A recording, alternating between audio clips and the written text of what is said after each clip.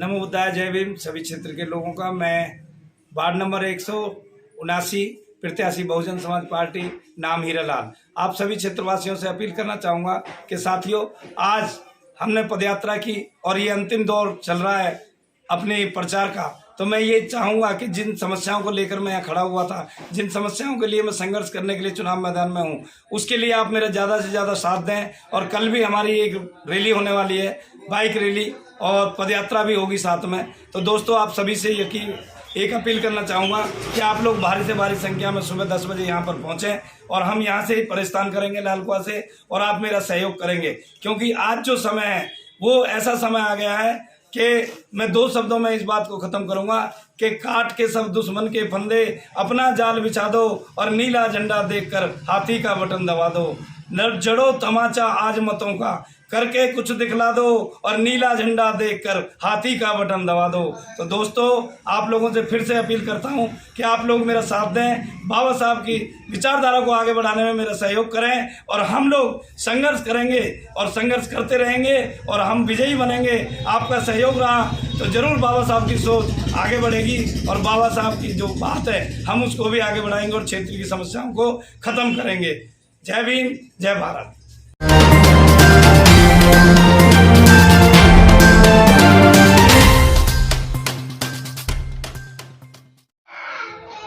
Sir, स्वागत है हमारे चैनल पर आपका। धन्यवाद। अब वार्ड 179 से प्रत्याशी बनाए गए हैं बीएसपी की तरफ से जी। इतने वर्ष हो गए, यहाँ पर एमसीडी में कई पार्षद आए, विधायक आए जी, लेकिन मूलभूत समस्याएं जस की तस दिखाई देती हैं। वो कौन कौन सी समस्याएं हैं जिन पर आप पहले काम करने की कोशिश करेंगे? सबसे पहले सभी को नमो बुद्धाय, जय भीम। क्षेत्र के सभी साथियों को नमस्कार। मैं, जैसा कि आपने क्वेश्चन किया मेरे से, कि बहुत सारी समस्याएं, एक मूलभूत समस्याएं जो जस की तस पड़ी हुई हैं पिछले 20 साल से, अगर एमसीडी की हम बात करें तो।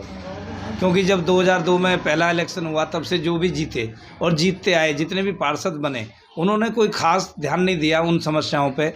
वो सभी लोग एक दबंग जाति से रहे या दबंग प्रत्याशी रहे, और उनके ऊपर किसी ना किसी दबंग आदमियों का, दबंग राजनीतिक का हाथ रहा, जिसकी वजह से वो काम ही नहीं कर पाए। क्योंकि उनको मेन मकसद था पैसा कमाना, क्षेत्र की जनता को बहुत ज़्यादा सुविधाएं ना देना। क्योंकि जनता को अगर सुविधा दे दी जाएंगी तो जनता उनका विरोध करना शुरू कर देगी। क्योंकि जनता जो चाहती है वो उसको नहीं मिलता, तो वो उसके आगे काम नहीं करते। क्यों? क्योंकि जितना पैसा वो इलेक्शन में लगाते हैं और अपनी कठपुतली ही खड़ा करते आ रहे हैं, वो जो भी बड़े राजनीतिज्ञ हैं यहाँ पे सभी लोग जानते हैं कि एक ही पार्टी है जिसके लोग यहाँ से जीतते आ रहे हैं, भारतीय जनता पार्टी। और भारतीय जनता पार्टी एक ऐसा अजगर है जो इसके अंदर जाता है। खासकर हमारे क्षेत्र में जितने भी नेता बने, ना तो उन्होंने कोई सफाई व्यवस्था दूर की, ना ही कोई नालियों की व्यवस्था कराई, ना ही कोई सीवर की व्यवस्था कराई, ना कोई डिस्पेंसरी यहाँ पे नहीं खुली, ना कोई प्राइमरी स्कूल की व्यवस्था आगे से कराई। ये सब मूलभूत वो थी, बल्कि इसमें ऐड हो गई और समस्या, जैसे नशे की समस्या है वो ऐड हो गई कि आज जो नवयुवक हैं या युवा पीढ़ी है हमारी, वो नशे में लिप्त होती चली गई। क्योंकि यहाँ पे शराब का धंधा बहुत ज़्यादा फल फूलने लगा, और अब तो गांजा, स्मैक, हेरोइंस, अलग तरह के ड्रग्स भी यहाँ पाए जाते हैं, और पूरी पीढ़ी को नष्ट करके डाल दिया। आज अगर हम देखेंगे तो बहुत कम बच्चे यहाँ पे 10वीं में पढ़ने वाले मिलेंगे, जबकि एक समय ऐसा था कि यहाँ से 25 से 30 बच्चे दिल्ली विश्वविद्यालय में जाते थे, और यहाँ तमाम नौकरियों वाले लोग थे। यहाँ आईपीएस भी बने, आईएफएस भी बने, सुप्रिटेंडेंट भी बने, कमांडेंट भी बने। लेकिन अब जो पीढ़ी आ रही है वो इस तरह से, पिछले अगर 10 साल का हम रिकॉर्ड देख लें तो यहाँ से 2-4 लोगों की नौकरियाँ लगी हैं। क्योंकि युवा पीढ़ी गर्त में फंसती जा रही है, और ये जितने भी नेता हैं ये उनको जानबूझ करके उनका भविष्य खराब करने के लिए अपने गुर्गे उन्होंने छोड़ रखे हैं, जो वो तरह तरह की चीज़ें यहाँ पे करते हैं और उनमें वो लिप्त हो जाते हैं। आप आरोप लगा रहे हैं विपक्ष पर? नहीं, मैं आरोप नहीं लगा रहा, जो सच्चाई है मैं वो चीज़ बता रहा हूँ। क्योंकि मैंने यहाँ देखा है, मेरी मातृभूमि है यहाँ, मैं पैदा हुआ हूँ यहाँ। आज जो भी मेरी एज है, लगभग 53 साल प्लस है, तो जो मेरी एज है, मैं इतने दिन पहले यहाँ पैदा हुआ। जो समस्याएं उस समय थी वो समस्याएं और बढ़ गई हैं। चाहे तो फिर गंदगी की समस्या हो। आज यहाँ तमाम ढेर लगे होते हैं, सड़कों के किनारे बड़ी बड़ी ढेरियाँ होती हैं। पहली बात तो नाली भरी होती हैं, जिस दिन गलती से 15 दिन में 20 दिन में यहाँ पे नाली साफ़ हो जाती है, उस दिन वो ढेर हफ्ता भर पड़े रहते हैं, फिर गंदगी दोबारा से वो नाली में वापस चली जाती है और कभी कभार गाड़ी आती है जो भर लेती है। अभी हाल ही में एक सर्वे में देखा गया है, बताया भी है जी, कि पिछले 5 साल के अंदर जो पार्षद रहे जी, लगभग उनकी 500 गुना इनकम बढ़ी है, जबकि उनकी सैलरी तो कुछ होती नहीं, तो वो कहाँ से आई?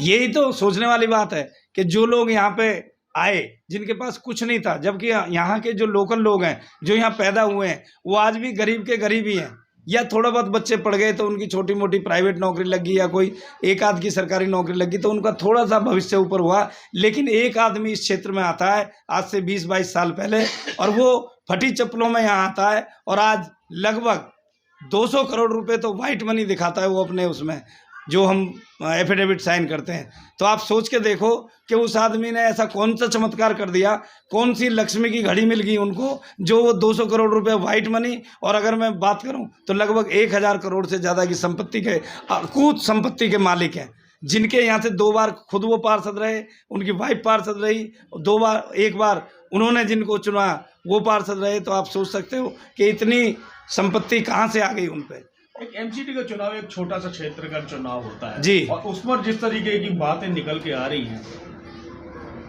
समाधान के नाम पर, समस्याओं के नाम पर कोई भी इलाज नहीं, मगर अपने नाम पर देखा जाए तो उन्होंने बहुत ही इनकम, जिसे कहते हैं 500 गुना 400 गुना की इनकम, बिल्कुल बिल्कुल तो दर्शाई गई है।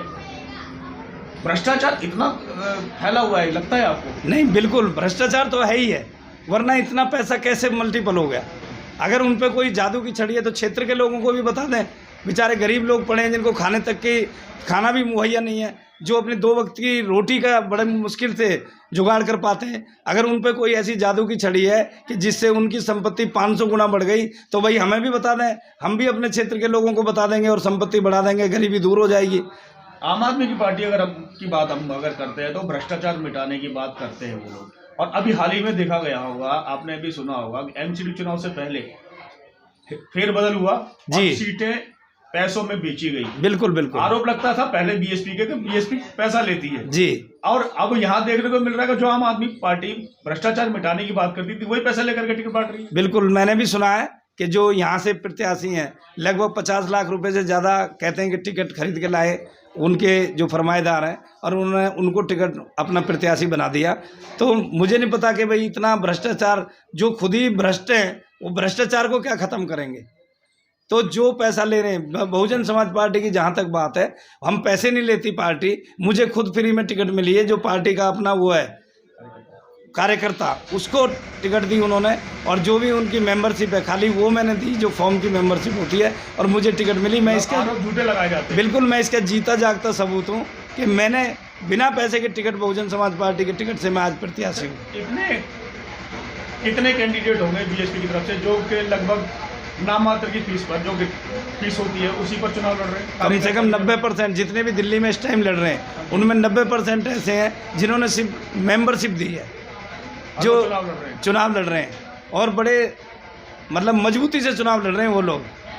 अब आपको लगता है कि जिस तरीके से समस्याएं बहुत हैं, समाधान ना के बराबर है, तो कुछ बदलाव देखने को मिलेगा एमसीडी में? नहीं, बिल्कुल मिलेगा। कहते हैं ना, हर चीज़ का एक वक्त होता है, अंत हर चीज़ का है, चाहे अच्छा हो या बुरा हो, लेकिन अनित्य है सब चीज़, और जब अनित्य है, फिक्स नहीं है, तो बदलाव तो ज़रूरी है। कहते हैं कि 12 साल में तो कूड़े की भी बाहर आ जाती है, तो कभी ना कभी तो हम जैसे गरीब लोगों की बाहर आएगी, ताकि हम गरीबों का भला कर सकें, हम अपने उन भाइयों का, उन बहनों का, उन बच्चों का भला कर सकें जो बेचारे आज तक आस में बैठे हुए हैं कि कभी कोई ऐसी चीज़ आएगी और हमारी भी नैया पार लगेगी, कोई ऐसा काउंसलर बनेगा या कोई नेता बनेगा जो हमारी नैया को पार लगाएगा, जो हमारी समस्याओं को छुटकारा दिलाएगा हमसे, क्योंकि हम जिन समस्याओं को यहाँ जीते हुआ है उनसे हम बहुत दुखी हो चुके हैं। और मैंने पहले भी कहा था कि जितनी बड़ी समस्या है उतना ही बड़ा समाधान भी यहाँ हमें ढूंढना पड़ेगा, और हम ढूंढ रहे हैं उसको। आखिरी सवाल फिर से वही करूँगा, पॉइंट वाइज बताइएगा कि 5 ऐसे बिंदु जिन पर 5 ऐसी समस्या है जिन पर आप पहले काम करना चाहेंगे। जी, सबसे पहले तो मैं चाहूँगा, सफाई की समस्या ही सबसे बड़ी समस्या है, क्योंकि सफाई एक गंदगी अगर मैं बात करूं तो गंदगी से बहुत सारी बीमारियां पनपती हैं, और जब बीमारियां पनपती हैं तो आदमी का स्वास्थ्य खराब होता है, फिर आर्थिक समस्या आती है, बेरोजगारी बढ़ती है, क्योंकि जब बीमार रहेगा काम पे नहीं जाएगा। तो सबसे पहले तो मैं सफाई की व्यवस्था करना चाहूँगा। उसके बाद दूसरी जो है वो स्वास्थ्य की व्यवस्था रहेगी, क्योंकि यहाँ कोई डिस्पेंसरी भी नहीं है, मोबाइल डिस्पेंसरी, फिक्स डिस्पेंसरी, इनकी मैं व्यवस्था करूँगा। उसके बाद मैं शिक्षा पे बहुत ज़्यादा ध्यान दूंगा, क्योंकि जो स्कूल हैं हमारे वो यहाँ पूर्ति नहीं करते हैं। सबसे पहले मैं एक सेकेंडरी स्कूल यानी कि जो भी प्राथमिक हमारे विद्यालय होते हैं प्राइमरी, उनको ही मैं बिल्डिंग बनाना चाहूँगा। यहाँ पे एक स्कूल कम से कम रोड के इस साइड बने, ताकि हमारी ये जनता जो है वो त्रस्त जो हो रही है, जो बच्चे रोड पार करके जाते हैं, एक्सीडेंट हो जाते हैं, माता पिता बेचारे अपना काम छोड़ के बच्चों को लेने और छोड़ने जाते हैं, तो ये समस्या ख़त्म हो। उसके बाद यहाँ बहुत सारी समस्या जो है वो पालतू जानवरों की है। यहाँ पे लोग दूध काट के गायों को छोड़ देते हैं, और लगभग 500 से ज़्यादा गाय इस क्षेत्र में घूमती रहती हैं, वहाँ गंदगी भी करती हैं और साथ में मारती भी हैं, एक्सीडेंट भी करती हैं। उसके बाद कुत्ते भी यहाँ बहुत ज़्यादा, हमारा स्ट्रीट डॉग्स जो हैं वो बहुत ज़्यादा है, और अब तो मंकी बहुत आ रहे हैं यहाँ पे, जो मंकी हैं वो बहुत ज़्यादा है, यानी कि बंदरों की बहुत बड़ी समस्या है, जो बीच में काट भी लेते हैं लोगों को और सामान निकाल के घरों से ले जाते हैं। इवन यहाँ ऐसा भी है कि फ्रिज खोल करके बंदर सामान निकाल के भग जाते हैं और बच्चों को काट भी लेते हैं, तो इनसे भी मैं निजात दिलाना चाहूँगा। और आखिरी और बड़ी समस्या है वो नशे की है। मेरे क्षेत्र में, मेरे अधीन क्षेत्र में वो आए या ना आए, लेकिन मैं उसके लिए संघर्ष करूँगा और इस क्षेत्र को नशा मुक्त बनाऊँगा। ये मेरा वादा है और गारंटी देता हूँ मैं इस बात की, अगर मैं इसे ख़त्म नहीं कर पाया तो मेरा जीना बेकार है, क्योंकि आने वाली पीढ़ी को मैं नशा मुक्त करना चाहता हूँ। हमारे चैनल पर बात करने के लिए आपका धन्यवाद। नमो बुद्धाय, जय भीम सभी क्षेत्र के लोगों का। मैं वार्ड नंबर 179 प्रत्याशी बहुजन समाज पार्टी, नाम हीरालाल, आप सभी क्षेत्रवासियों से अपील करना चाहूँगा कि साथियों, आज हमने पदयात्रा की और ये अंतिम दौर चल रहा है अपने प्रचार का, तो मैं ये चाहूँगा कि जिन समस्याओं को लेकर मैं यहाँ खड़ा हुआ था, जिन समस्याओं के लिए मैं संघर्ष करने के लिए चुनाव मैदान में हूँ, उसके लिए आप मेरा ज़्यादा से ज़्यादा साथ दें। और कल भी हमारी एक रैली होने वाली है, बाइक रैली, और पदयात्रा भी होगी साथ में। तो दोस्तों, आप सभी से एक अपील करना चाहूँगा कि आप लोग भारी से भारी संख्या में सुबह 10 बजे यहाँ पर पहुँचें, और हम यहाँ से ही प्रस्थान करेंगे लालकुआ से, और आप मेरा सहयोग करेंगे, क्योंकि आज जो समय है वो ऐसा समय आ गया है कि मैं 2 शब्दों में इस बात को ख़त्म करूँगा कि काट के सब दुश्मन के फंदे, अपना जाल बिछा दो और नीला झंडा देखकर हाथी का बटन दबा दो। न जड़ो तमाचा आज मतों का, करके कुछ दिखला दो और नीला झंडा देखकर हाथी का बटन दबा दो। तो दोस्तों, आप लोगों से फिर से अपील करता हूं कि आप लोग मेरा साथ दें, बाबा साहब की विचारधारा को आगे बढ़ाने में मेरा सहयोग करें, और हम लोग संघर्ष करेंगे और संघर्ष करते रहेंगे और हम विजयी बनेंगे। आपका सहयोग रहा तो जरूर बाबा साहब की सोच आगे बढ़ेगी, और बाबा साहब की जो बात है हम उसको भी आगे बढ़ाएंगे और क्षेत्र की समस्याओं को खत्म करेंगे। जय भीम, जय भारत।